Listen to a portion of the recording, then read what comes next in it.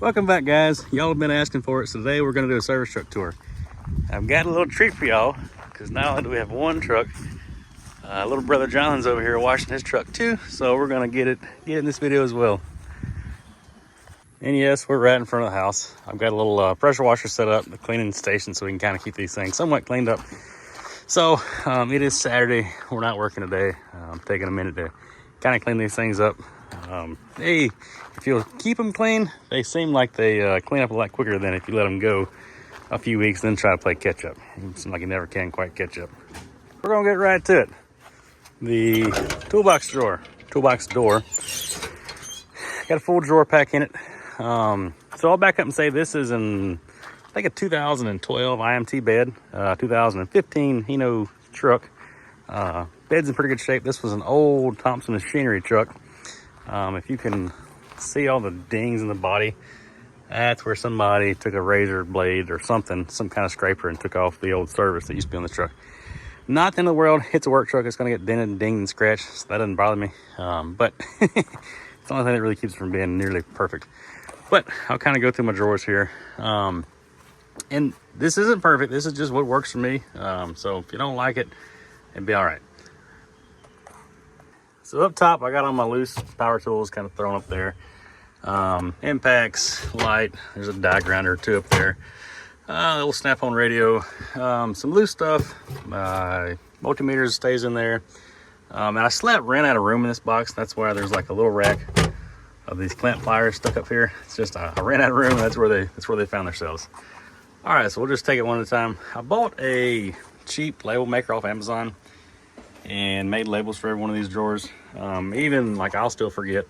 I've been through a few trucks and you never can break old habits sometimes.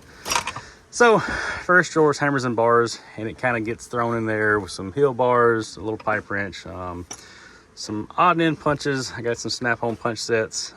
We really like these Wilton hammers. Anyway, so anything to do with hammering, prying, beating usually is found in that drawer. Got our screwdrivers, got them organized from Phillips to flat, small seal picks, big seal picks with some scrapers thrown over in there. For some reason, every truck I've ever had, the screwdriver drawer just is like my junk drawer too. So odd end stuff usually gets thrown in there. No big deal, I know where it's at, so it works for me. And we got pliers. Now this drawer is overloaded, but it works. It looks like they're just thrown everywhere, but there's a little bit of method to this madness. I've got my snap ring pliers actually in a case under that.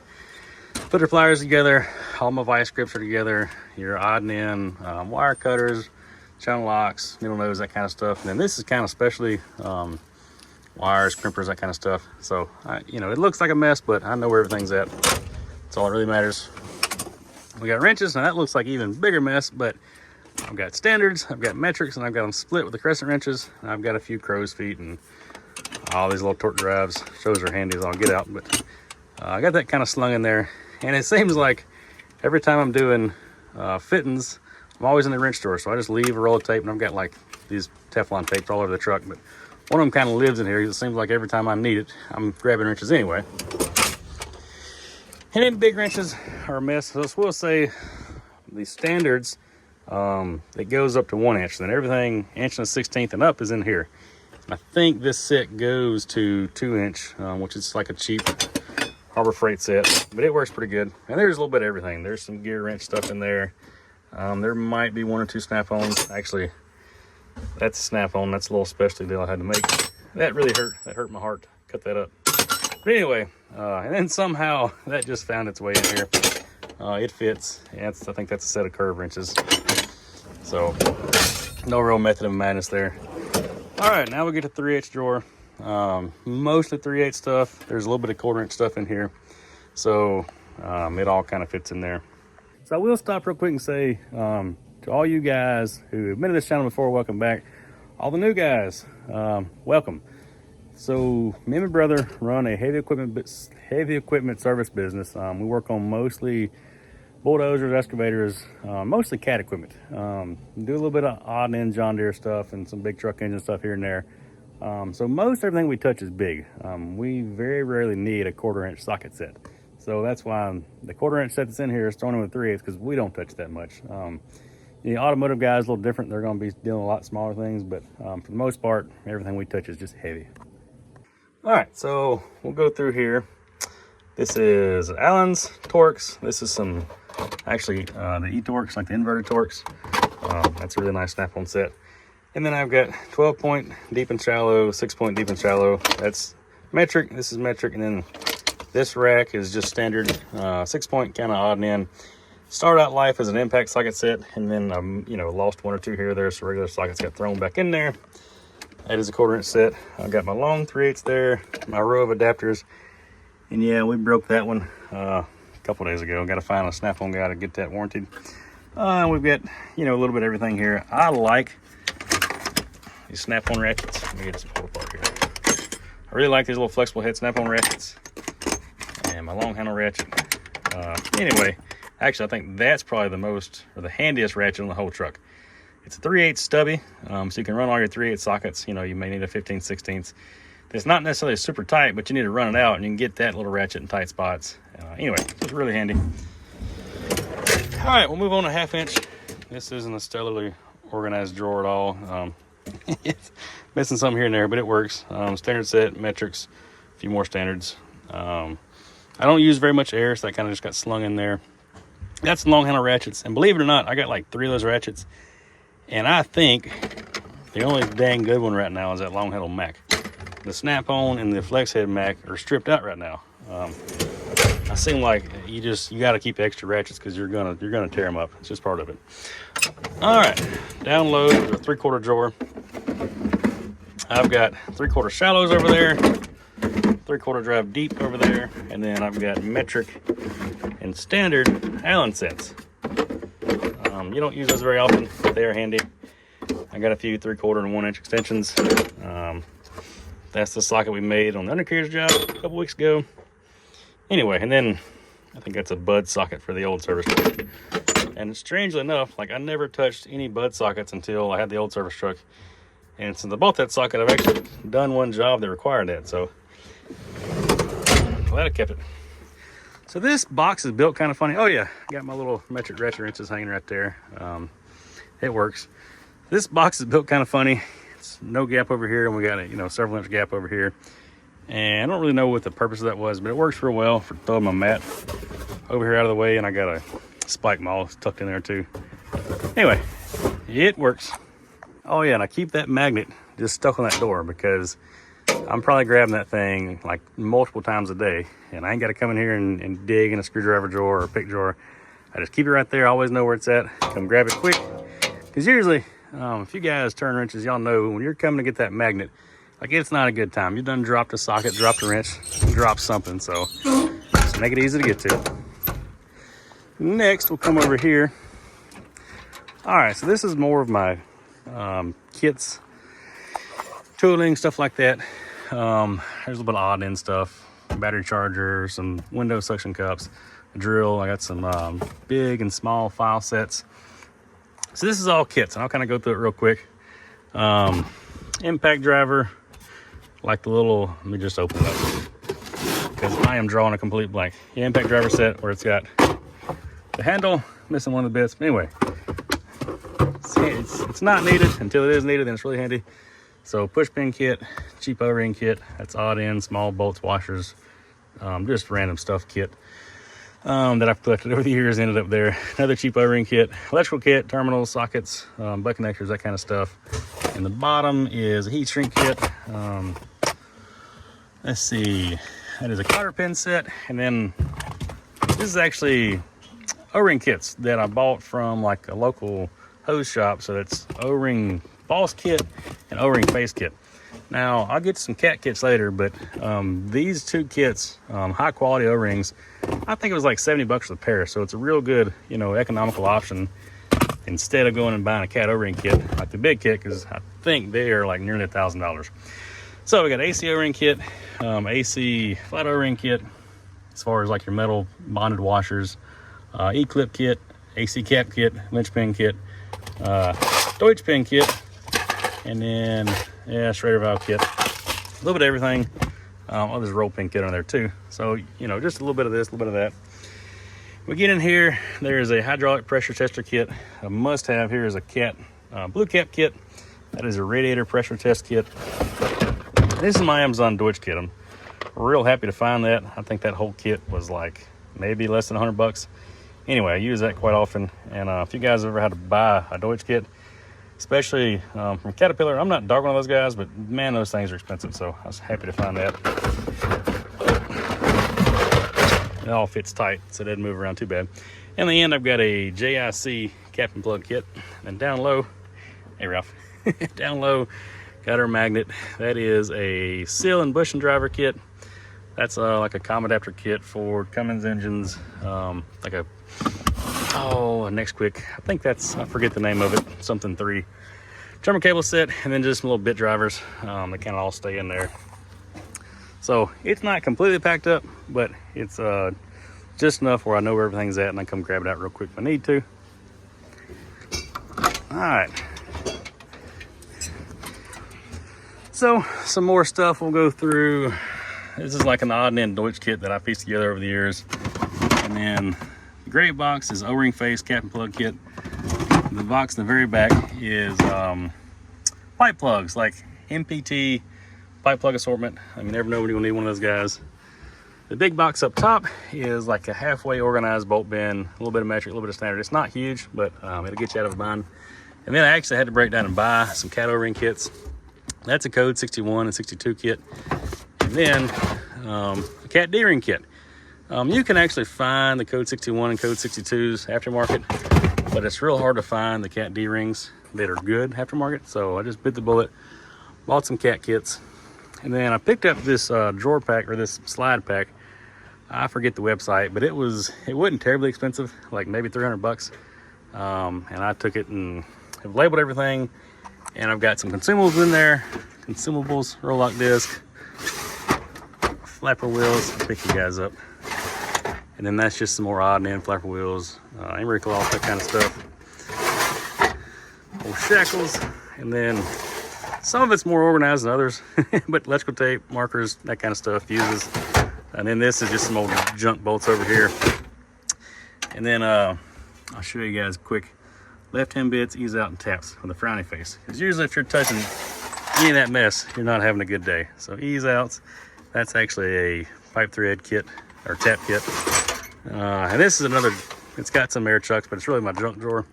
Where I know where like I'm keeping the Loctite, keeping the RTV, keeping the odd and end stuff, razor blades. So a few measuring tools. There's a caliper, some tape measures. I said caliper, and then that's actually a micrometer.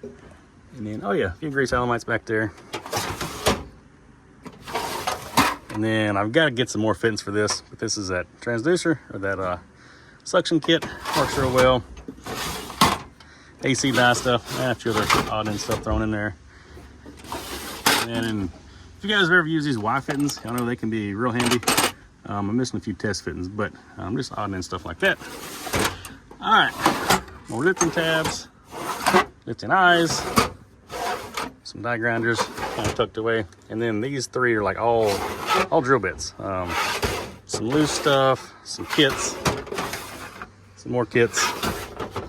All right, so that's kind of, it's all packed in there. That works really well. I like the setup. You about done over?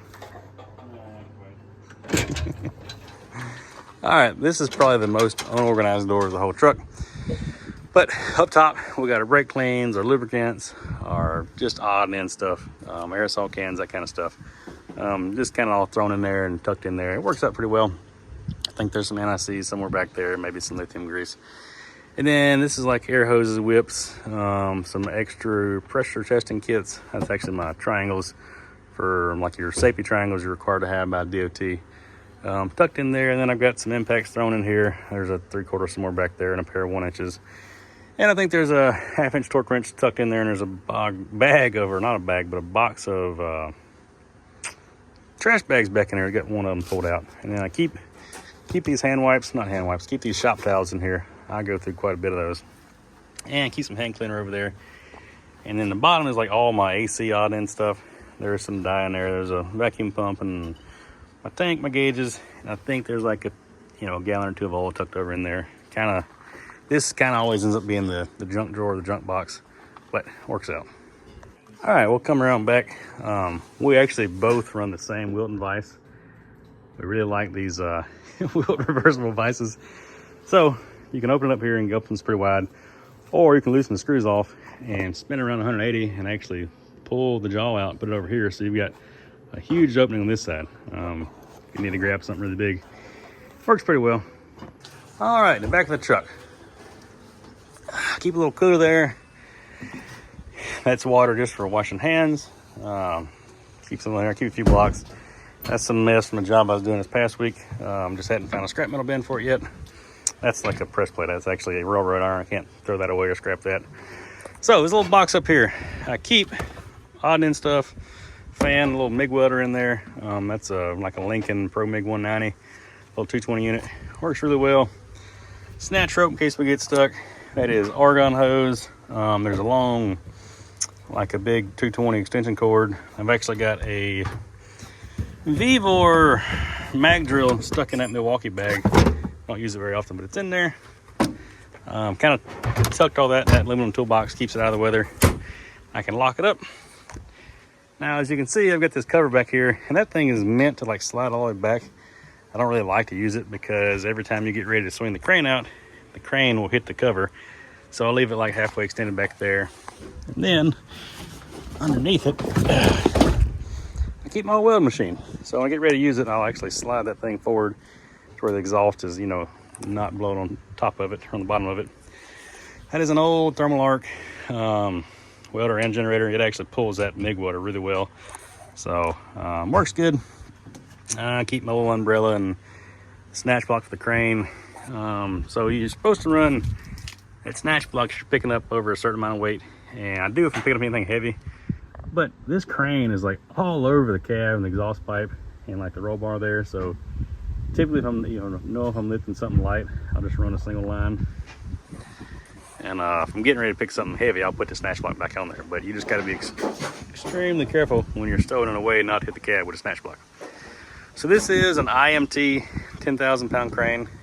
This is actually a 2002 model crane. So what I think has happened is this crane's actually has been on a service truck one life before. And then when they rolled that truck out, they put the old crane on the new body, which it's in great shape. I mean, I can't complain. Everything looks great on it.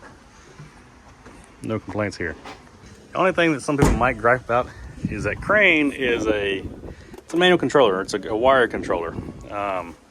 Which just means you got to stretch that out and hold it in your hand wherever you go. As where like a lot of guys today have swapped to cordless crane controllers, and they're nice. So one thing I will say real quick about this corded controller is, yes, it's a little aggravating sometimes, but this thing never loses sync and the batteries never die on it. So it just works, I've actually had my last service truck when I was with Cat, had a auto crane with a cordless controller, and it was awesome. Really liked it. But when those batteries died, you were out of luck. That's just all there was to it. And there's nothing worse than being like way out and the stick's working somewhere and the batteries are dead, and it's, you don't have any batteries. You're trying to rob your heat gun or your photo tack or something to pull batteries out of it to put in your freaking crane controller to get it to work, get you out of a bind. That'll never happen with this controller. So got a hose reel in there, just some odd and end, case of water, some Freon stuck in there, little buckets I keep for bolt buckets, stuff like that. So also you've got hydraulic outriggers, and that may not seem like a big deal to most of you guys, but the old truck did not have that, my old Ford, so that was a lifesaver to get those. And you've got lights. You've got lights in the toolbox. You've got lights on the outside of the bed. Pretty nice setup. I won't turn them on today because it's daytime and it won't really show anything. All right, so we'll come to this big door over the tire. Got some more kits. That is a tap and die set. That is a snap-on puller set. That is a big snap ring plier set. And I'm not even sure. Pretty sure that's a puller set. This is a slide hammer set. And then I got a few parts in there. Under that, got a big 1-inch drive socket set. Works pretty well. And that big box is a porta power. Doesn't get used very often, so I kind of keep it stuck back out of the way. And then behind it, kind of under it, I've got some all-thread rod that kind of found its way back there. Probably not ideal, but it does work. So since there is a little bit of extra room in this box, sometimes parts get thrown in here. So I got a few extra shim kits and stuff like that still in here. Sometimes it's a dual purpose of a toolbox and part storage. All right, next door up, odd end stuff. Got a bandsaw in there, some mud boots, and so this is actually fixing to get changed. Right now I don't have like an inverter set up on the truck. I just have been busy and I haven't took time to set one up. I'm gonna empty this box out and run some wires back here, put the inverter in here so I can put all my chargers. I run Milwaukee, run a little bit of DeWalt, I run some old Snap-on stuff, so I need to keep a few chargers on this truck. This will be the perfect box to make that happen. Just haven't made it happen yet. Got my grinding and welding supplies, welding rods. There's some gouging rods in there, my Tabo, wire brush, odd end, slag hammer, stuff like that. And then I've got my Vivor press set up. There's a ram, there's a pump. Actually just a piece of pipe for spacing. If you guys remember the D6T, the hard nose bushings we did, that was a piece of pipe we used for that. Then a bearing splitter, of course. And then this bottom one is kind of like the nasty drawer. There's usually more grease tubes in here, but keep the grease gun, the caulk gun, the bottle jack, just stuff that's gonna get nasty, kind of stays all together. So it works out. All right, last door here. So this is my torches. This is actually my mat I get to lay on when we get on the machine. I've got argon in there so I can run that MIG welder. Oxygen back there, of course, and acetylene. Let's see here, a little odd ends. Got an extra air hose up there. My torches up there. Some straps up there. And then we've actually been having a heck of a time with oxygen regulators lately. So I've got like 2 extra regulators that I've got kits ordered for, and then had to go buy me a spare one the other day. Picked up some extra MIG wire, and then I'm still working on this door too. Because right now it's got my buckets to use to catch oil. And then my straps and all really just piled up right now. I've got a rack that will go in there and I can hang chains on that's in the other truck. So I've got a short to fit in there, and I just haven't took time to do that yet. But that's all my chains and straps and come-alongs. And don't mind the safety chains that may, or the safety latches that may be missing on 1 or 2 of those. Anyway, so that's the tour. That's the toolbox. We're gonna go over some features in the cab, kind of show you what's what of this truck, and then come over here and see this one. All right, side note, this little mat. You can go to Tractor Supply, $14, you can buy that. I think that's intended to be like a bed, like a truck bed mat, but it's foam, not super thick, not super tough, real nice to lay on, and you can pressure wash it and it cleans back up. I've got this one only a time or 2, soaked it down with some cleaner and pressure washed it right up. And the pressure washer actually doesn't cut it, so it works pretty good for that. All right, guys, we'll show you real quick my multimeter setup. It's a Mac. It probably does way more functions than I ever use, but it's a really nice meter. If your mechanic shows up to do some electrical troubleshooting and he doesn't have a set of spoons to use, you should probably find somebody else. If he's taking these leads and he's poking wires, poking holes in wire coatings, he's doing more damage than good. Spoons are kind of hard to find, but they slip in behind most of your connectors. I'll show you how it works here in just a second. All right, so say you're trying to probe in, and we get this Deutsch connector just stuck in the vise, and the insulator is missing on the backside. But say you want to test that wire, and it's plugged up. You take this spoon here, get you guys in here. You actually go inside that wire, and you'll actually go down and find that terminal. So you can be on the metal part of that Deutsch pin and checking it instead of poking a hole in the wire and possibly creating a path for moisture corrosion to get into. And no, the truck's not leaking oil. That is a new ant killer I'm trying out, and there was an ant bed there a week ago, but now there's not, so it's working pretty good. All right, so here's a cabin view. Usually my computer rides on the floor. There's an inverter over there. Plugs in 12-volt outlet I can run a charger off of. Typically keep my vest and my hard hat here in this passenger seat where I can get to them pretty quickly. Not a whole lot going on in here. Kind of a junk box in the center that catches all my odd end stuff. You never know. There's supposed to be a cup holder in these Hinos over there, but I bought this one, it didn't have it. I'm planning on building me a console where I can have somewhere to set my biscuit, my drink in the morning, because right now I'm using 1 cup holder. It's kind of on an angle, but anyway, so a lot of this stuff is still a work in the process, but pretty solid old truck overall. And these things have a huge window. I don't know how many of you guys have ever been in a Hino truck, but plenty of windshield. So a few things I did to this truck right after I got it.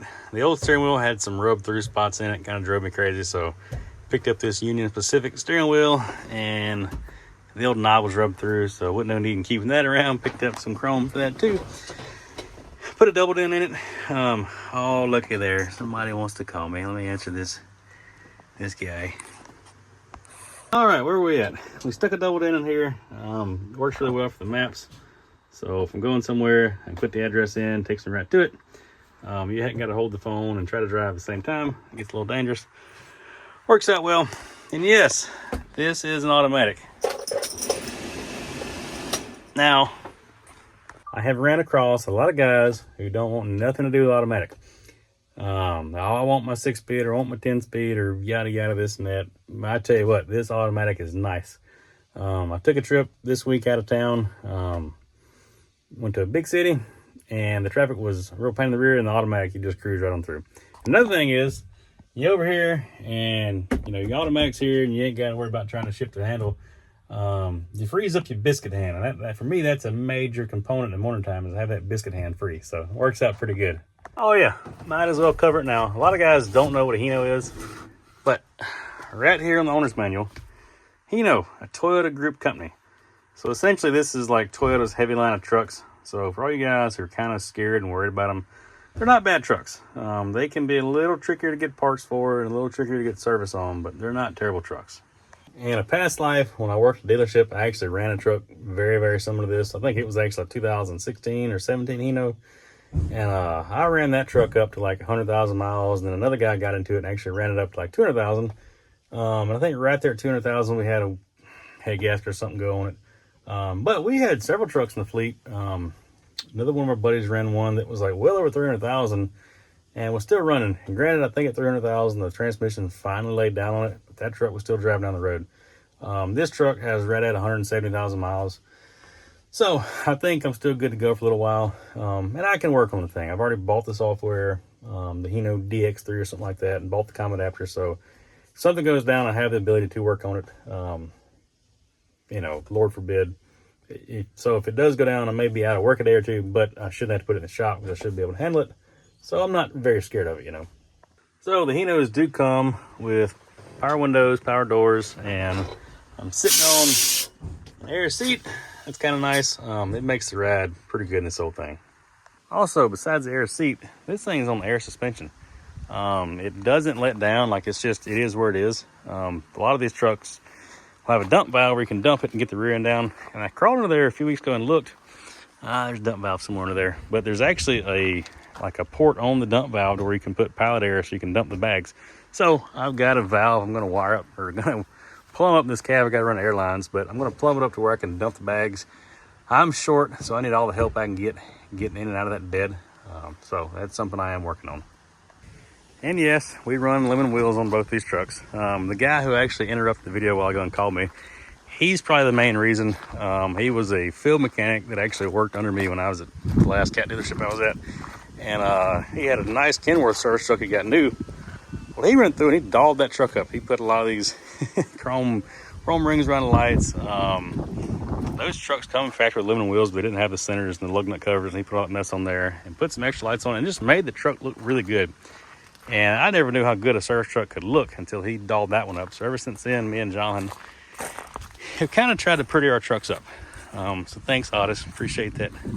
So we actually bought some Alcoas. These are actually repolished, like used Alcoas. There's a guy local who will buy them out of these truck yards, and he's got a machine he puts them on.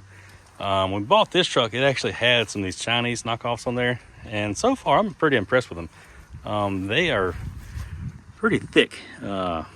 Like the casting on them is real thick. I was kind of worried at first, but I think they may actually be a hair thicker than these Alcoas. Not bashing Alcoas at all, but I'm sure that aluminum is a higher grade quality than that aluminum. I'm just guessing, so the fact that they're thicker makes up for it. So I'm not scared of them. And rear hose look pretty good. I kind of like the design of them. But Alcoas are hard to beat too. Well, should quit messing up the video. So it's hard to miss, but the brother had a decal put on his. I like it a lot, but I decided not to put it on mine. Nothing against it. It's just, all needs to be one king. King of the streets. But anyway, turned out really well. I'm going to turn it over to him, and I'll probably actually record for him and let him give you guys a short tour of this truck, or however long it may be. Almost forgot, before we jump over there, these long doors, real handy. There's like long air blowers, pry bars, and all the long junk you can't put nowhere else. You stick in there and hide it. And then you got to be careful because this thing's double-sided. And then there's like a long 3/4 pull handle. Long pipe wrench. No man's land. Yeah. It goes all the way through. So these things will slide. Sometimes you got to stretch out there and try to push it through, and stuff will get lost in there. I've got tools in here I ain't seen in 6 months. It's gone. It's just going with the wind. All right, so this is an IMT body and crane. And this is what, a Stellar body and crane. Mm-hmm. So it's the same thing. It's a 10,000 pound crane. Hydraulic outriggers, the full works. It's cordless controller, ain't it? Yeah. Show them that real quick. So we're gonna start at the other end here, I guess. We'll go back to the front. Yeah, this little guy comes in handy. He works pretty good. I had an auto crane, and it always had like batteries always work loose with contacts. But that thing really hadn't let me down yet. Yeah. So keep on. So I will say, I don't know, I'm not dogging auto crane at all, but we ran a few auto cranes through the years at CAT and had a few guys beside us that did, and they had issues. It wasn't nothing. Yeah, and also it was just, the contacts on the battery packs would always get weak and, throw it up, whatever else. But Yeah. I mean, they were good controllers and good machines. Yeah. Cranes, so. Oh yeah, good overall. Alright, well, this is it. 07 F750. Last year, the 5.9 Cummins Common Rail with a 7-speed behind it. Y'all seen the TikTok video. We had to break into it very early on.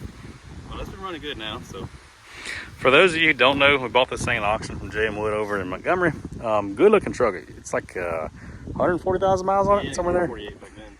Well, we got a good deal on it for the most part. Got it home, and this is a standard. He said 7-speed, but it is a 7-speed standard. Got it home, and it didn't have 6th gear. It just wasn't there. So we did if you guys are also fans of TikTok channel, we did a video of it on there. We weren't really doing YouTube back then, but now we are. So while we're here, we'll go over it. Got some lariat seats in there. The old seats, they weren't in terrible shape, but they weren't lariats.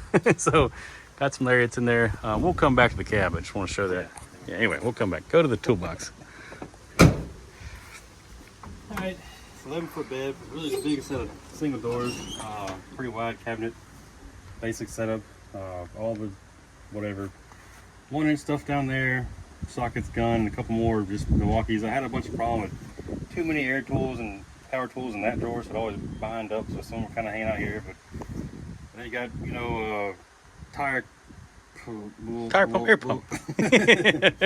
Yeah, it's got air on it, but that's really nice to get out and just put on, somebody's tractor or car or whatever. It's air up quick, then you got to crank Instead of firing up the air compressor here. And there's like a fan behind it and a scavenge pump, whatever you call it, suction pump. Oh yeah, so let's show that. Oh, you hold that. Oh gosh.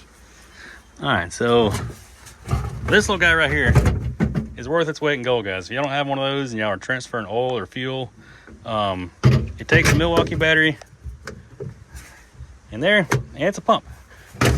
Works really well. We've used it on engine oil, 30 weight powertrain oil, 50 weight powertrain oil. I think even 90 weight. Like, it'll move it all. Yeah. So if you drain a 631 scraper, change the hydraulic pumps, you'll fill about a 55-gallon drum, and that'll pump back out in about 6 minutes. Yeah, which is a whole lot better than a hand pump or doing it, pumping 5-gallon buckets, pouring them by hand.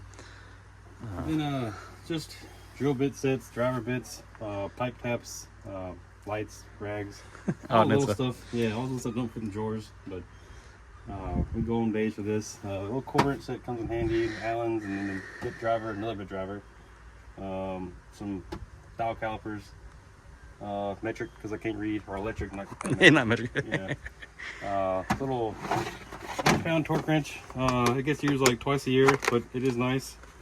I think I used it last week on a C15 for retainer plate behind the cam gear. It's not left turn up, is it?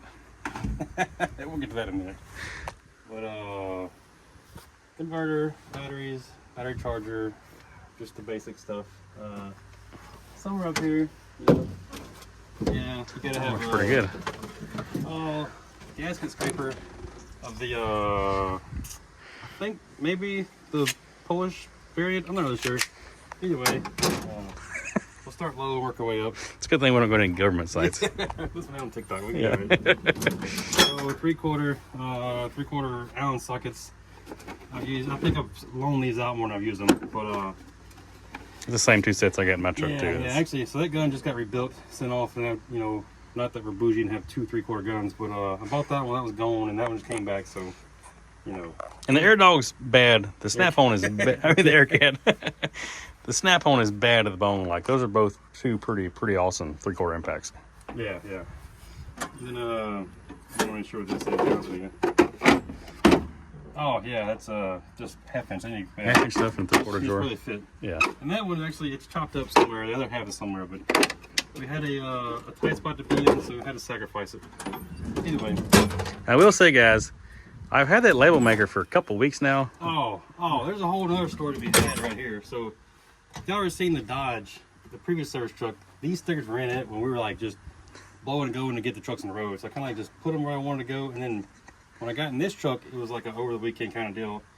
So I didn't know how I was going to set it out, so I just kind of put stickers wherever. They really half of them don't even match, but it's just, I'll put the labels on it one day. This is just where it was come off the Dodge and stuck them back in there to get going, and kind of halfway, like this is punching pliers and they're freaking up here, so, you know. So we are 100%, like, we get work done over, like, having everything 100% organized.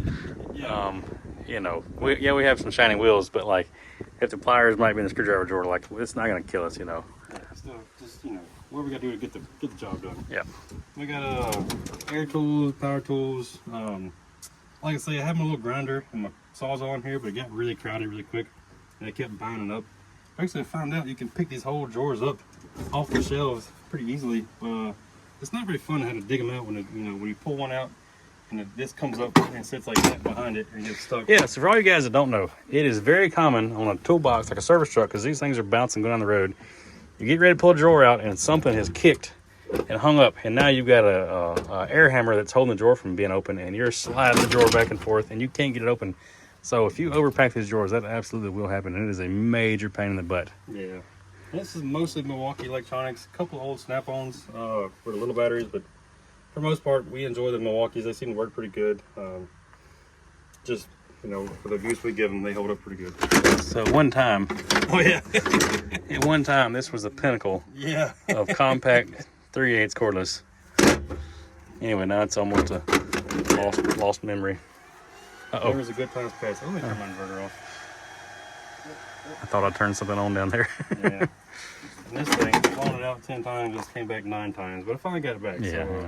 So, that 1/2 inch, pretty self-explanatory.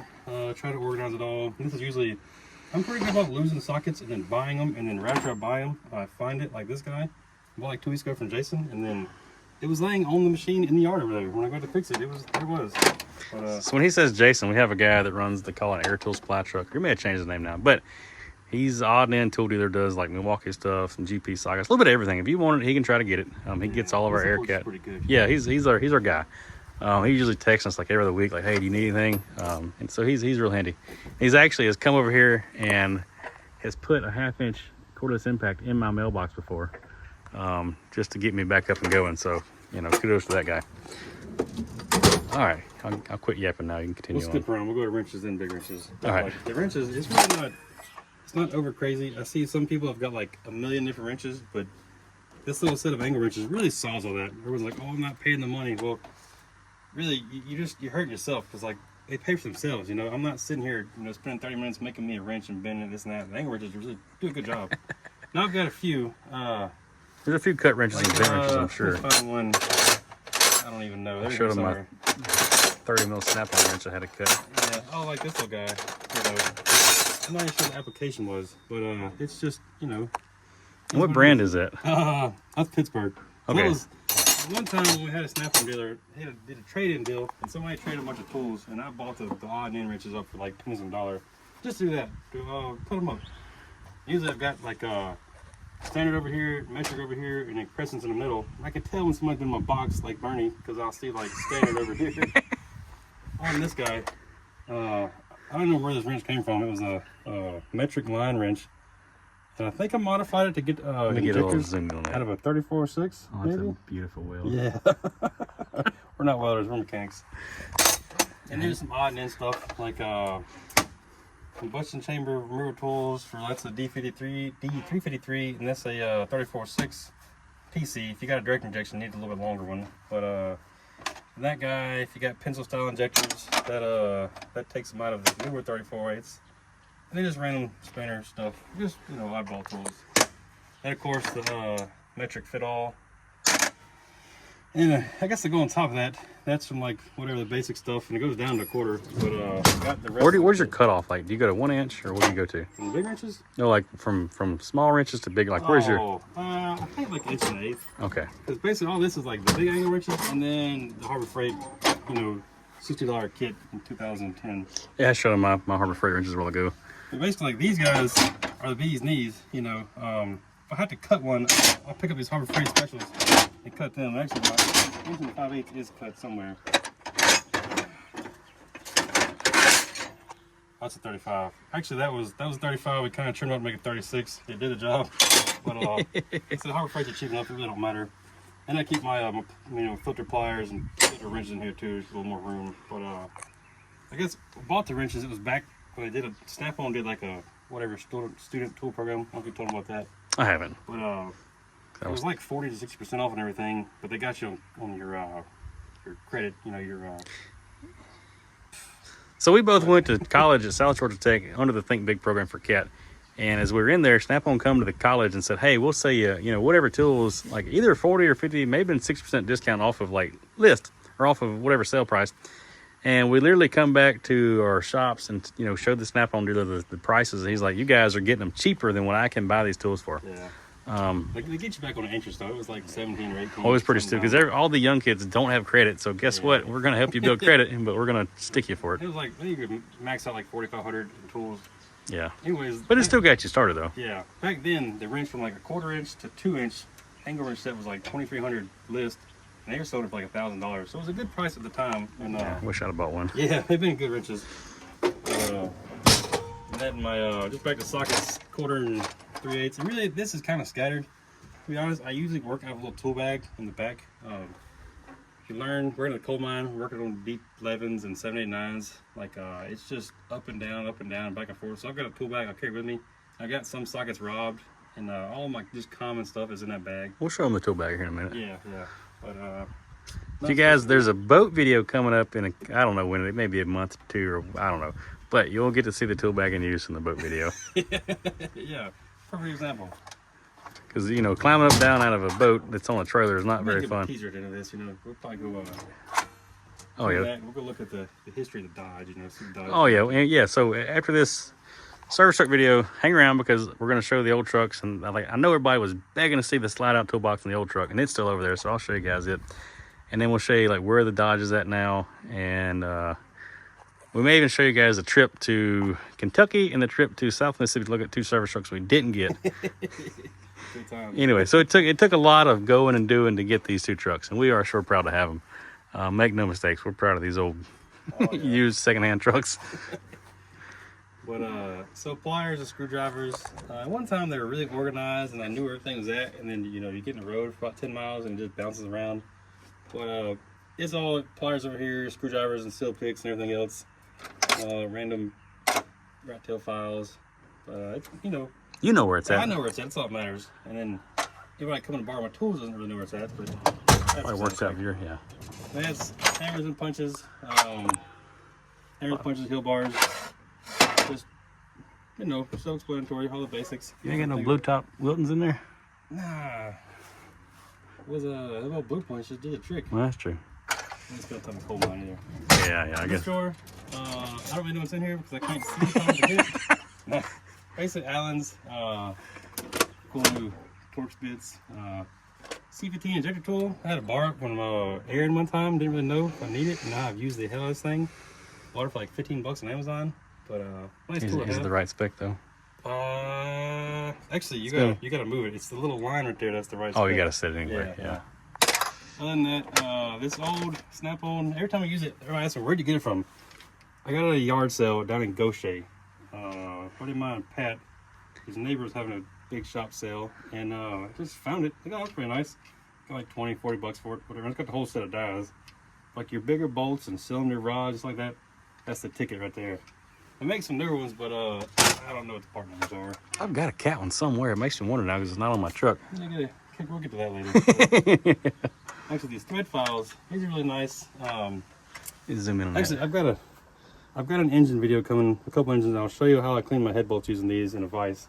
But those are pretty nice to have. Actually, they work on a lathe too. But other than that, the big crow's feet, and then random, you know, this is like the original set of torques I had. They're gone. I don't know where they're at, but that's what's left.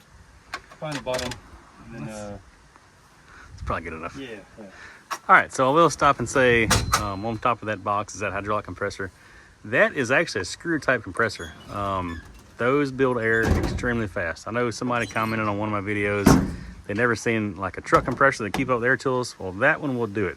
That joker will produce, what, 175 pounds, or what's it set at right now? Yeah, it's like 160. There's a secondary cutoff. Actually, I bought a new regulator going it, and it's got a secondary cutoff. I gotta find in there. There's 160. It cuts down, and like it just shuts the whole thing down. Yeah. So anyway, we got that's a bad compressor. It's bad to the bone. So the compressor that's on my truck, hydraulic as well, but it's a piston type. It does good, just not quite as quick.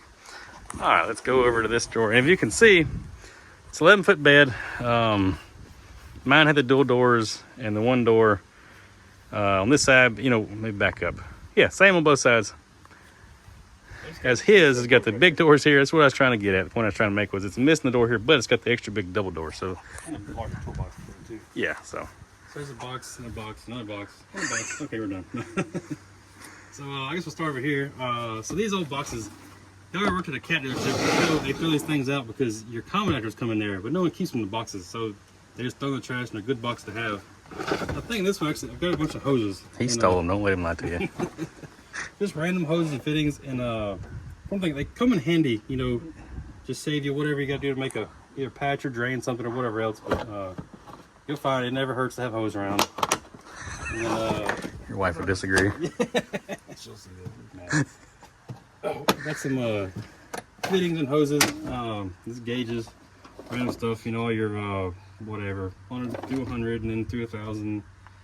And just some random fittings. Actually, I got a lot of random fittings made up. That one's to check coolant pressure. We, you know, if you have a C15 with bonehead gasket, you can see it pretty quick. When you're at 15 pounds and it's at 90 degrees, then you got a little problem. But next, it's just a coolant checker, coolant pressure checker. You can verify that with this. Just to pump her up. How close is up? So we found out we use these blue cap kits. They are a lot cheaper if you work for Caterpillar than if you work on your own. And nobody else makes them. They're just, you got to buy through Cat. Yeah, they're handy. Don't get me wrong, but I think if you're a cat mechanic and you order one on Shop Tools, you're like, oh, that's like $45. That's not that bad. And then you leave Cat and you go back to Cat to buy the kit. And they're like, I want 2 of these kits. Like, okay, that'll be $200. Like, what? Anyway, they're worth it. I mean, you probably save that in the oil you don't spill. So yeah, we got the radiator tester, liner protrusion tester, I think some random caps and plugs, tack gun, check your fan speed, and all that good stuff. Phototech. Phototech, yeah, probably say. You said tech. Anyway, close enough. Nut cert tool for different. I don't use it for work, just for random projects. And then I don't even know what's in here. I'll find out. I probably know if I didn't forget, but oh yeah, it's just the transducer stuff. Like pull a vacuum on tanks and different stuff, and that's all the fittings that I need for my kit. That I haven't made yet. So typically this is how it goes, guys. You working on a project and you realize, hey, I need this cap for this, and you make one. Like you pull that kit back out. You make one and you order it out, or find another one. So you take a hydraulic cap, whatever style it may be, and you drill it and tap it. This guy right here. Yeah, you drill and tap it. Like that's a big. Well, you didn't cut that one all to pieces. One I saw. Yes, that's actually an O-ring face cap with a it's been drilled and tapped. That's what I was looking for. Oh, so like, yeah, C models. This will actually save you an old bath if you're working on a rotator under a C model loader. But take the cap off, and I think that may be the same as like some of your excavator caps too. Not real sure. But drill and tap it, put the transducer on it. So like, I don't know that Cat makes. I'm sure somebody does, but most of these things we have to make, and it's no big deal. Probably cheaper than trying to go out and buy a kit that's not gonna have the right stuff in it anyway. All right, go ahead. taps, sorted taps, JSC plugs, old bore scope. Actually, our grandpa's in his body shop. Does it still work? I don't know, because if it does, I got a story behind it. Oh, yeah. Let's see if it'll power up.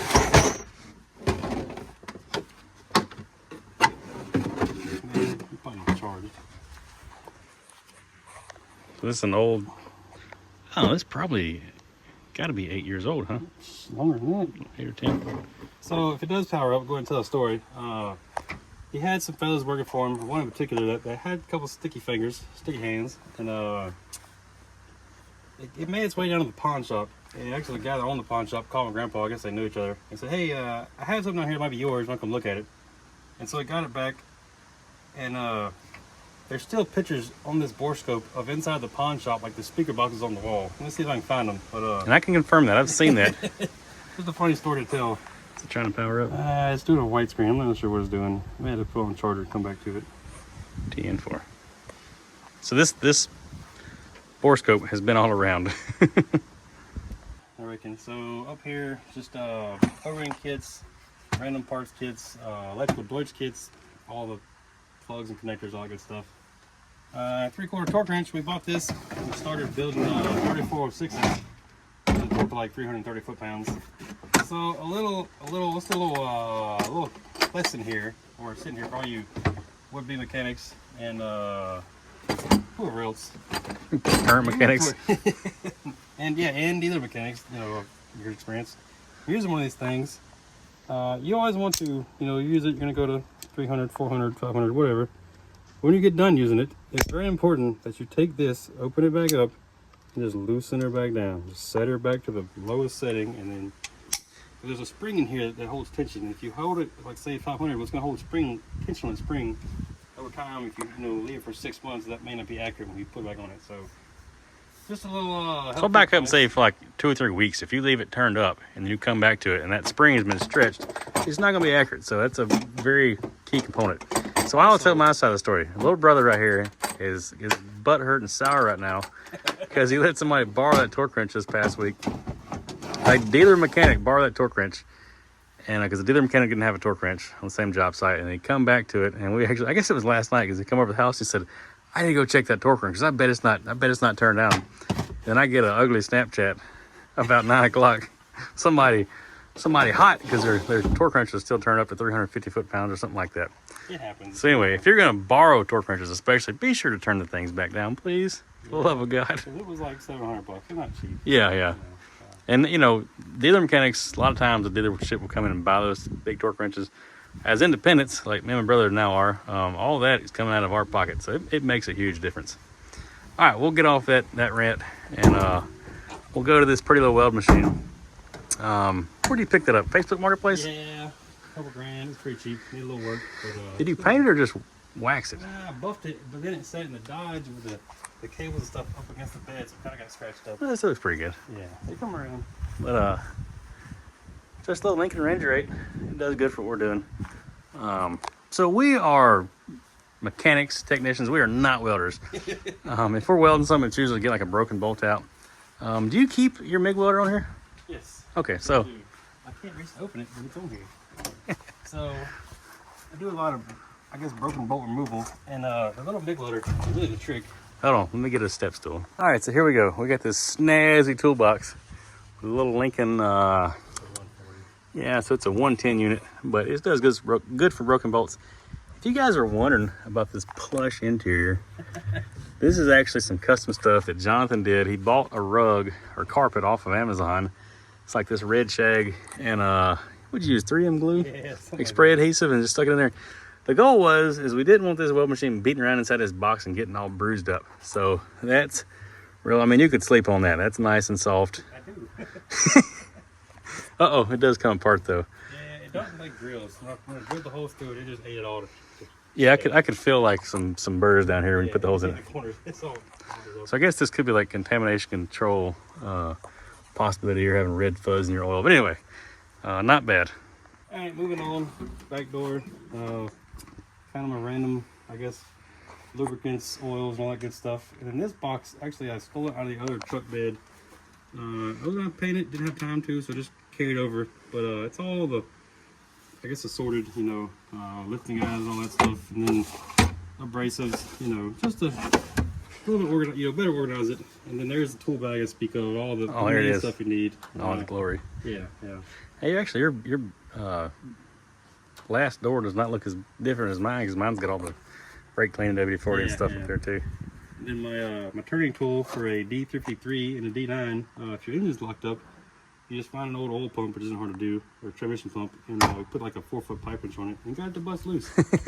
I wish I had a video of that, but I just do have a rebuild video coming. So whatever that come out of, that joker was hurt. That old pump is tired. Yeah. Neither here nor there. Yep. And then I've been building a lot of 3406s to go in scrapers, and I keep the old wrist pins.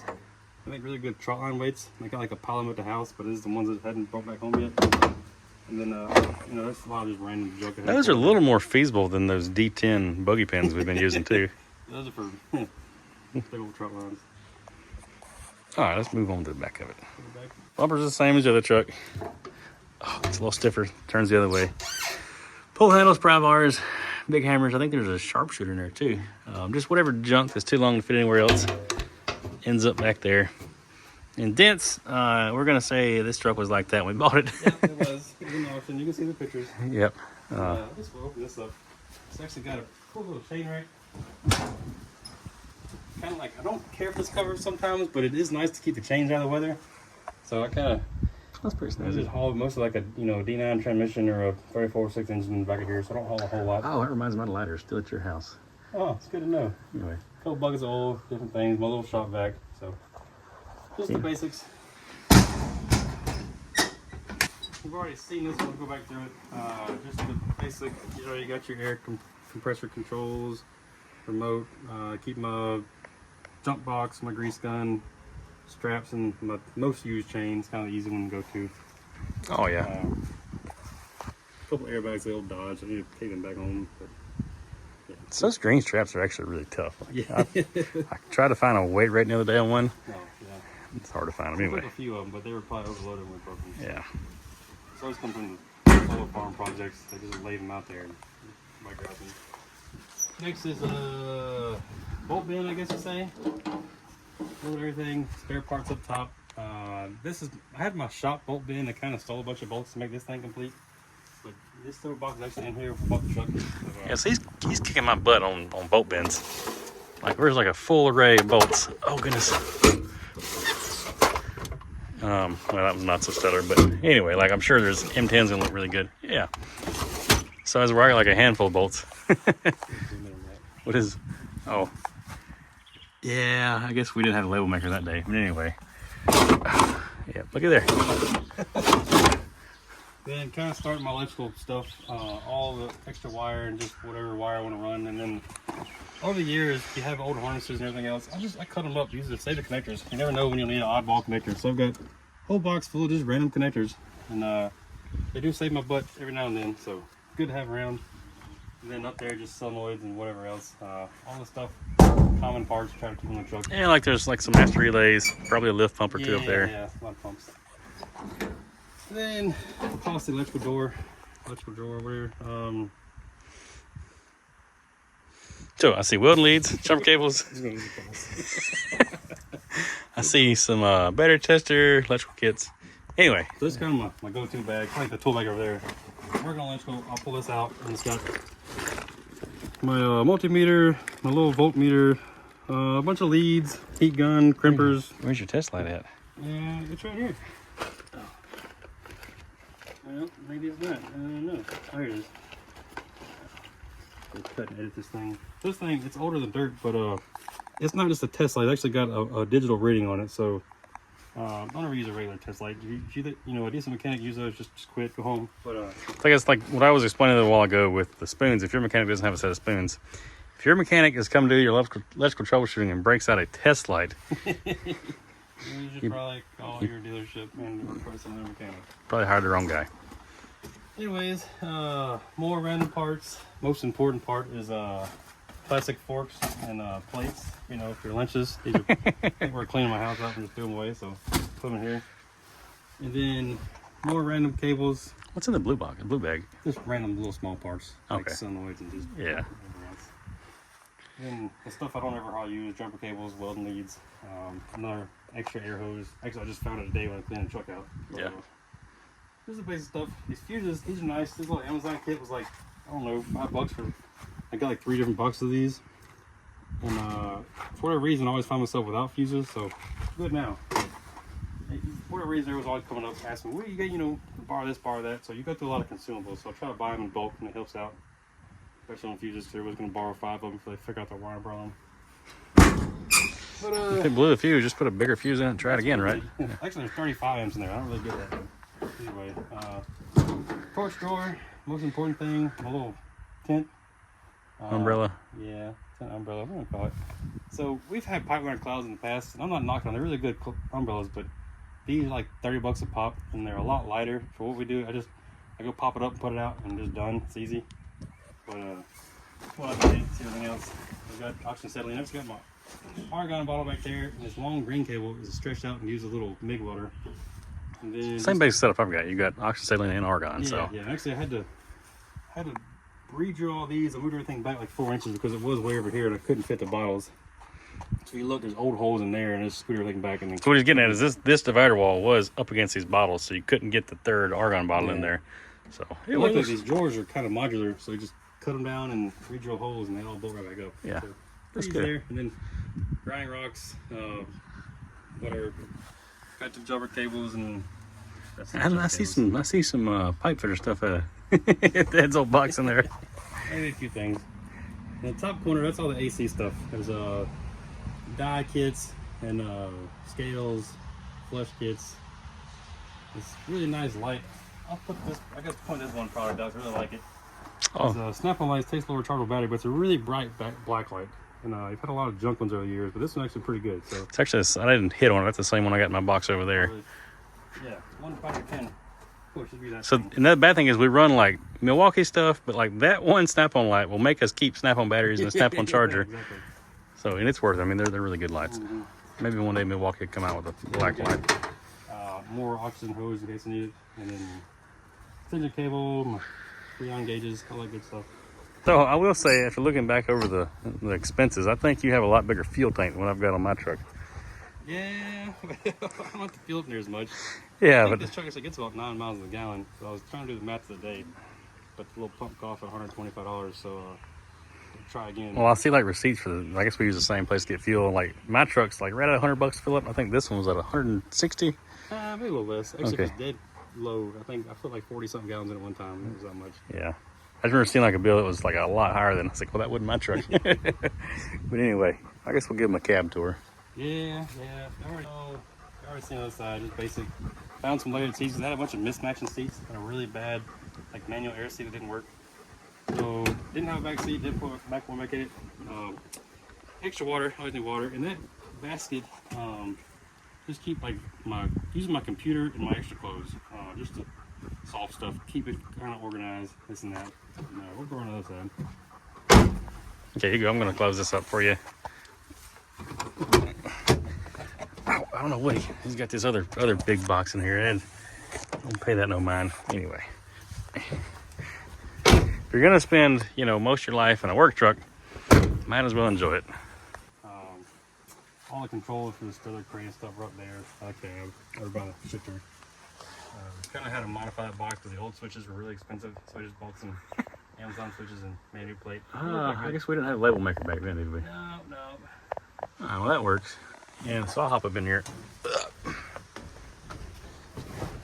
So we know a lot of you guys aren't on the TikTok. So go through this again. Put a doubled in here. Put this snazzy rear camera. So if you're in a service truck, 9 times out of 10, you can't see a whole lot out of the back anyway. So you've got a backup camera. Works pretty well. Do it. So one nice thing about an extended cab is I keep my cooler in here.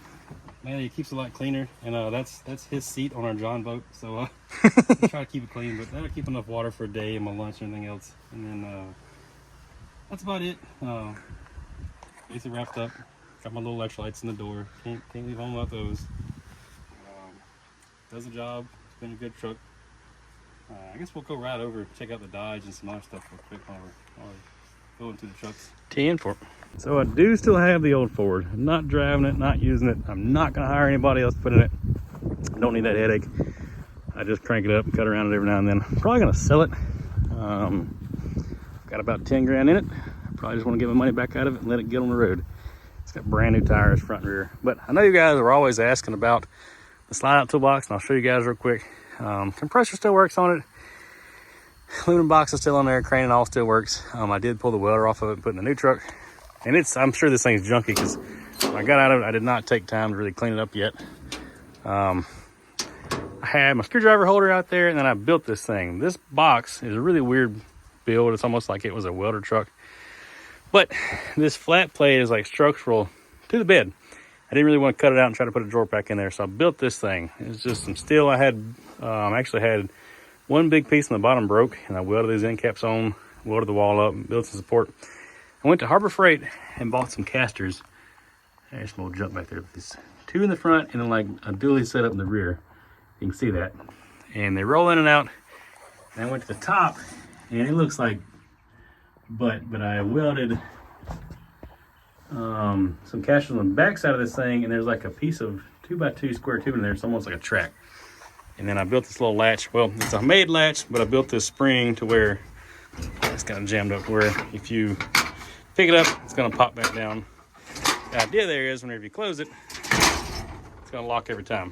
So let's pull it out, and then it's a little rusty, never painted it, but it comes all the way to the end of the stop there. And there it is. I had a piece of flat bar welded here where I could clamp my vice grips on. And then, let me get mine. This is actually a screwdriver and pliers. And then I had seal picks in this one. And like I said, it's kind of junky. And I laid like 1/2-inch sockets here, some odd end pliers and stuff back there.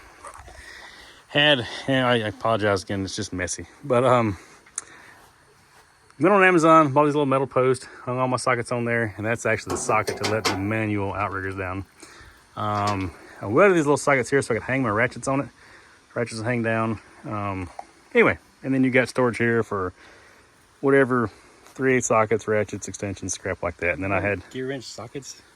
Well, it was gear wrench over snap-on. Anyway, Must be nice.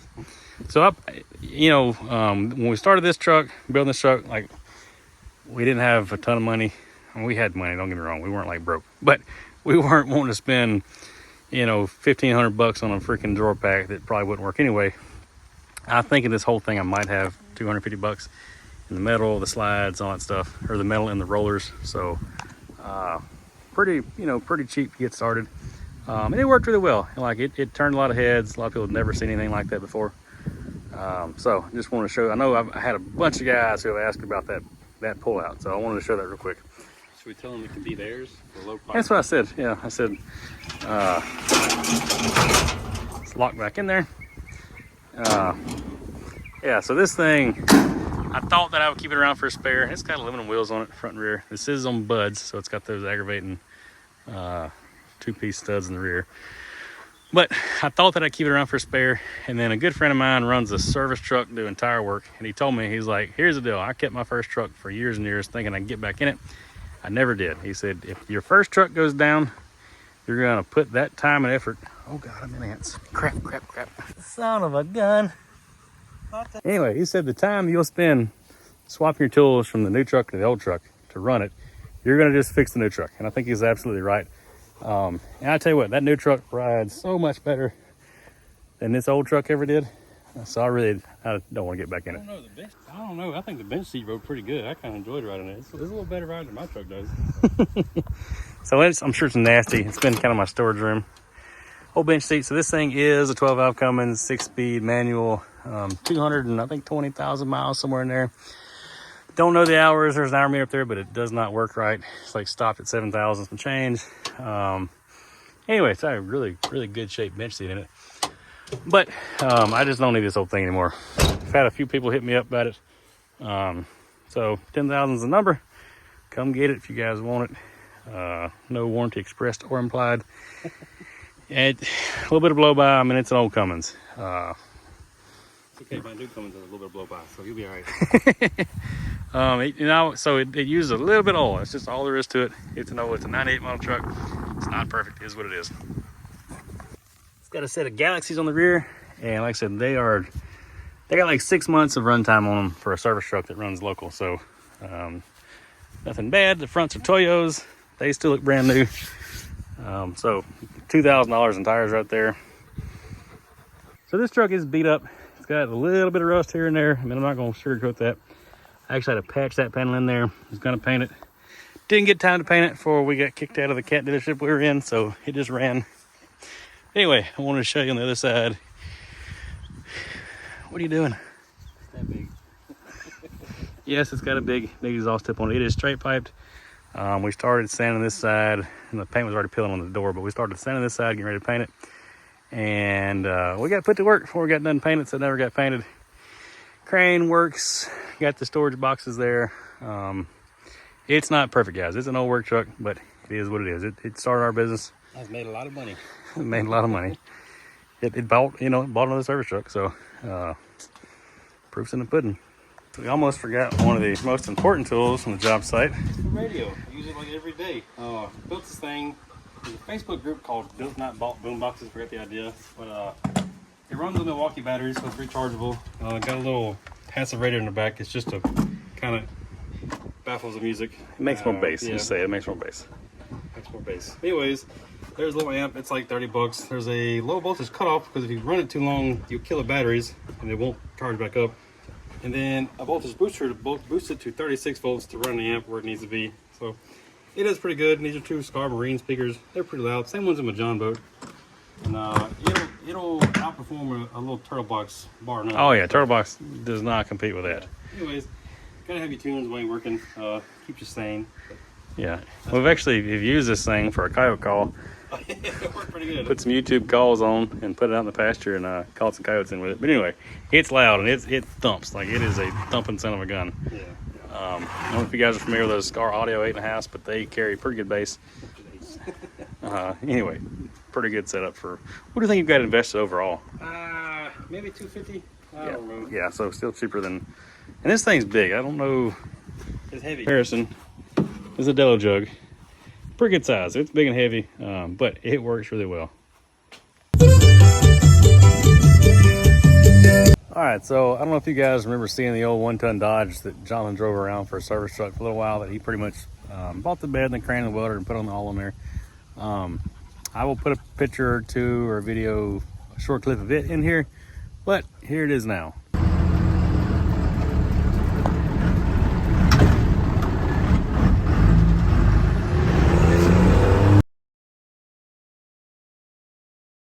So Facebook Marketplace strikes again. We picked up this bed used, and we picked up this used set of wheels and tires. Those 35s or 33s? 35s. So 35. You know, it's back to being a usable truck again, farm truck around the house truck. It's got some, just some grapplers on it. You can't go wrong with a good old mud grappler. He put the bed on here and was having a problem getting it leveled. As you can see, we've got a fair amount of gap right there. We'll come around here to the other side, and it's pretty tight. The truck's actually sitting a little bit of a hill, but we couldn't figure out why the bed just wouldn't level. Like if you level it from the bed to the frame, like it was right, everything coming up measured right, the blocks were all the same. But one day, I guess he's laying out here in the yard trying to figure it out, and got to looking. Is it left side or the right side? There it is, on the right side. So the plug weld. Right, there's a dog around here. The plug weld right there, it actually broke, and that right axle's twisted. So the right axle being twisted has let the springs set a little differently. So that's why one side of the bed is a little bit lower than the other side. All right. Yeah, I think when it twisted it's got that right side kinked up right now. So just gotta. I don't know how we're gonna fix it yet, but either we're gonna cut the perch off and re-weld it, or find another housing. Actually, we have a parts truck, but it's a single wheel instead of a dual, and the axle is like 2 inches wider, and this is already wide enough as it is. It's already got spaces in between it, so I really don't want to go much wider, but we may just fix this housing and then weld both ends back up. But either way, we're gonna get it going. Actually, the bed's not mounted permanent yet. It's got some bolts in it, but I still gotta level it out and get everything done and then wire it all up. So it's got a little ways to go, but it's gonna get there. And And this is not our service truck. This is the contractor's truck that's working on the house. Anyway, so yeah, different story. Anyway, the old truck's still doing good. For those of you guys who haven't seen it, I'm gonna show you the interior real quick. This is our dad's old truck before he passed away. We kind of inherited it and kept it going. But when he had it, he had redone the seats on the driver's side, put a dash cover. It's nasty, but like for a second gen Dodge, it's all still there. You know, you can't see the freaking, you can't see the blower motor to the dash because the dash is still there. So I do have the panel that goes below the steering column. Like last time I went to Tennessee, it was hitting me in the leg because the bolts like just broke on it, and I just snatched it out and got away. But it's behind the seat. I just got to fix it. So anyway, it's still pretty good shape. It's dirty, but it's pretty good shape for an old second gen Dodge. Oh, I did put the leveling kit back in. It didn't have a 3,000 pound bed on anymore, so it actually sits up a little better now. Yeah, and it's still a well, you get the hood's not popped. So our old man was a pipe fitter by trade, and he worked a lot of shutdowns. And in his shutdown experience and time, he built this bumper. And I ain't so sure. There's not a story floating around that he didn't build that bumper like on company time. I'm not sure exactly, but anyway, he was a heck of a fabricator. Just, you know, jack of all trades. So still a crusty old 24 valve, little Smetting 62, 65. Yeah. Nothing fancy. It does have a new, oh, I'm going blank here, PP44 pump. He put a programmer on it. What program would you go with? That's a Quadzilla. So the Quadzilla actually taps into the electronics of that pump. And if you've got an old pump that's a little weak, the Quadzilla will expose that. And that's pretty much what happened. So got a new pump. What are the injectors in this truck? I want to say 75s or 100s. I really don't remember. Something a little bigger than stock, but not crazy. Yeah, nothing crazy. And I think it's got like a South Bend dual disc in it. Yeah, yeah. So freshened up 6-speed because our little brother drove it for about a year and tore it all to hell. And on fifth gear, it is the input shaft and the gear, and they are made together. Well, they were no longer made together, so fix that. So we got the truck back. Our little brother drove it for, I don't know, 6 months, a year, and like there's all kind of stuff tore up. The fan trowel is tore up. That's why this piece is in there, because it was made out of necessity. Because the engine mount come loose. Yeah, he'd broke a motor mount over here, so every time you torque into it, the whole motor moved. So the fan got in the shroud. I think that's why the charge pipe had to be put on there. It's actually homemade out of flat. I think I welded it right here and just polished it back down. It's pretty ugly on the other side, but it looks good right there. So. Anyway, we love our little brother, but he was rough on this truck. That's actually the second NV5600 he broke. So yeah. We were kind of joking around when we found the axle housing, like we wonder if it hadn't been broke the whole time. Yeah, because there's some old dirt from when I got stuck back like 3 months ago, 4 months, well, quite longer than that now. And the mud is not twisted, so it's not fresh. Like it's been there for a while. Yeah. And the way it's broke to where this side's higher would have probably helped the service bed, because the crane was on this side. So like we may have never noticed it when it had the service bed on it. So Lord knows how long that plug weld in that rear end's actually been broken. All right, now for the last teaser, I'm going to show you what we spent a little bit of money that we sold the bed on. And our tax lady said, and I hope I heard this right, that since we're doing a YouTube video and it's for business and it's for advertising, anything we purchase for the YouTube can be a write-off or a tax-deductible expense. So let me show you what we guys bought for the YouTube channel. All right, so here it is. It's a 25-foot sportscraft boat. We bought it with a blown-up engine. We knew it had a blown-up engine, but we had a good engine here to build. We've got a small block Chevrolet 350. That's the bad one. That's the one we're building. We're gonna make a video out of that. Now, we really pride ourselves on doing like single part videos where we're gonna find the problem, fix it, run it, all in the same video. We don't have a 20-part series, and this boat is gonna be no exception. So, 25-foot boat. This is a 30 by 40 shop. I do want to point out real quick. It's like 30 foot this way and 40 foot that way. We're gonna put a bucket head in here to show you. It's like we're up against the door there, and that is the granite swim platform. But we're gonna go to this far end over here. And this little 8-foot door. We're hanging out. So it's a pretty long boat. And I'm sure like 25 foot is from there to the front side of that swim platform, but it's a healthy 25-foot boat. And then while we're here, not gonna show too much, but that's the engine we're putting together. It got salt water in the oil and it's rusted all to pieces, so there's nothing really salvageable on that block for the most part. Anyway, it's a project. I mean, we fix stuff and we like boats, so we bought a boat we can fix. And there it is. So to make this make more sense, the engine that's actually on the floor was bought for another boat project we bought years ago off of eBay for like less than $1,000 for like off of boatangel.com, which is a charity deal where people donate boats and you can go bid on them. We won one and we were going to restore it, but we went to putting like numbers on paper what it's actually going to cost to restore the boat. This one's cheaper. Yeah, this one's a lot cheaper. So I'll show you the boat we were going to build though. So it is a 23-foot Formula. It was a cubby cabin boat, and we had the grand idea. Oh gosh, I'm in a spider web. We had the grand idea to cut the cubby out and anyway, cut the cabin out and build a center console. So, and it was an inboard outboard deal. So we got the cutting all cut out, and we noticed or realized that everything needed, like all the floors rotten, those stringers, runners. So we've got a bunch of marine grade plywood in there. Like there's probably $1,000 in plywood sitting in the shop, and then it's going to take another couple thousand in resin, and that's before we even touch an engine and outdrive. Had an old small block Ford, it was locked up. We were going to convert it to that small block Chevrolet, but the back needs redoing. I mean everything. It's basically we're going to build a boat with just a bare hull here, and it was going to take a lot of money. So pencil to paper, and this is a 23-foot. The one in the shop is a 25-foot, so it's a bigger boat. So we guessed, like, I don't know, we knew it was going to take 10 grand at least to get this one on the water. And in a year's worth of every weekend, yeah. You know. 55-gallon drum of resin, at least. So the new boat, we're going to say it was, honestly, it was less than 10 grand, a good bit less than 10 grand. So we'll have that boat running for less than 10 grand, supposedly should be. We'll keep up with it and kind of show the results. So yeah, that video will have a budget, and we're going to try to track that pretty well. I'm gonna hold a big swag, the freebie, you know. Yeah, a lot of freebies on this deal. But anyway, so the point of this is we'll have a much nicer boat with this one in the shop, and we can be on the water a lot quicker. Like we can be on the water in potentially 2025 instead of 2028. You know. Oh yeah, you're right. Yeah, so we can potentially we could be on the water this year. Christmas and bookstores. Just so it makes sense, this is a fishing boat, fishing platform, engine cover. It is kind of like an open pilot house design.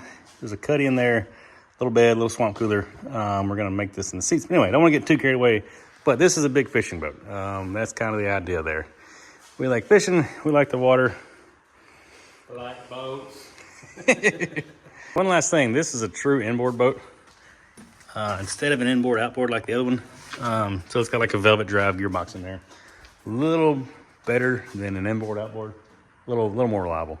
We'll say this real quick. I'm probably gonna say it again in the boat video, but we found this boat on Marketplace, and like he sent it to me in a link, and I was like, oh, that's high. We're never gonna pass that by the wife. And we waited like a month, went by. and like kept going down, kept going down, kept going down. I think I sent him a link again, and I said, hey, here's your monthly reminder. This boat is still available, and they're cheaper now. And I think we kind of lowballed him, and he took it. So here it is. So we went to where we going? South Alabama. I forget the name of the town. Somewhere south of Andalusia. South of Andalusia, somewhere. Anyway, we got a boat, man. I mean, it's cheap. So hate to give the exact numbers out, but we'll go to the boat video. Yeah. Just know that it was cheaper than I paid for the first service truck, and that truck was dirt cheap. So anyway, a lot of our motivation behind this is like, I guess, I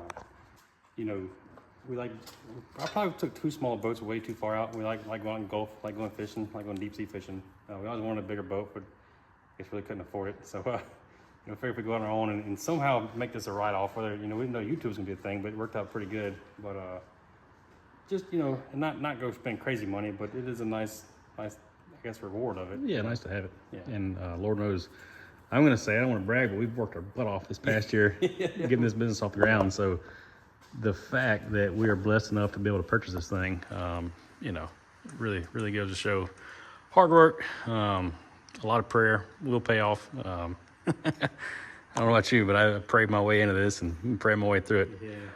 So it worked out pretty good. I want to know how good a mechanic John is. He can keep this whole piece of junk Polaris still running. It's a nice cooler, okay? And it runs like a top. Yeah. Like, ain't many people do that, so speaks for itself. Come on now, is very good for me. I'll have you know, I took up sewing just to make this seat, okay? This is hand sewn. Okay, this is bottom line. You can't just get this anywhere, okay? That's one of one, all right? I got an antique sewing machine and learned, taught myself. He spent 3 nights at home ec class. A lot of YouTube videos. They're gonna need it for this boat too, so. Oh yeah, hoping not. Where's your recovery machine? Don't say that. Welcome back. So a few things I did to that truck, shit.